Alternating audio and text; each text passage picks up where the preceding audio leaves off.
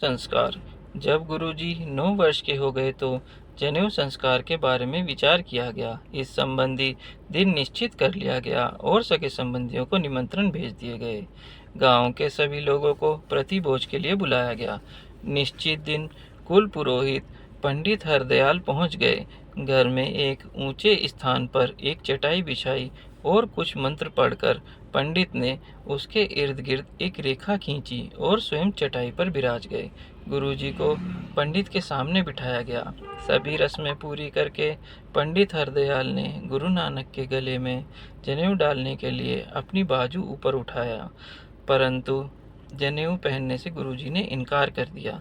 गुरुजी कहने लगे, पंडित जी, पहले मुझे बताओ कि जनेऊ पहनने से क्या लाभ है।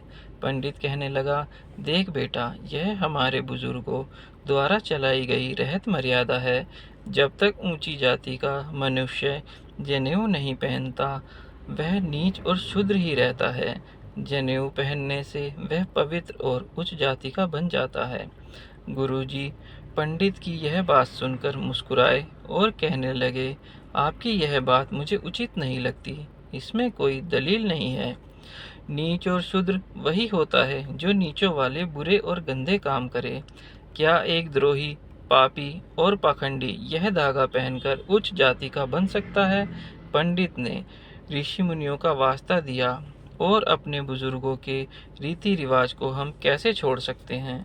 गुरुजी फिर मुस्कुराए और कहने लगे, मिश्रा जी, आप विवेक की बात नहीं कर रहे हैं। जब तक आप मुझे इस जनेऊ पहनने का लाभ स्पष्ट में नहीं बताते, तब तक मैं जनेऊ नहीं पहनूंगा। यह जो आपने जनेऊ का धागा पकड़ा है, यह कपास की रुई को काटकर बनाया गया है। यह धागा कुछ समय पश्चात मैला होकर टूट जाएगा और फिर और पहना जाएगा। जब मनुष्य इस संसार को छोड़कर जाएगा तो यह धागा यहीं रह जाएगा और इंसान की आत्मा के साथ नहीं जाएगा। मुझे ऐसा जनेऊ चाहिए जो मेरी आत्मा के साथ परलोक में भी मेरा साथ दे। यदि आपके पास ऐसा कोई जनेऊ है तो मैं अवश्य पहनूंगा। पंडित निरुत्तर हो गया।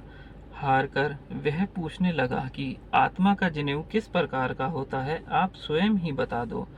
तब गुरुजी ने कहा, इस जनेऊ को बनाने के लिए दया रूपी कपास, संतोष रूपी सूत, जत रूपी गांठ और सत रूपी बल का प्रयोग किया गया हो तो यह आत्मा का जनेऊ बन जाता है।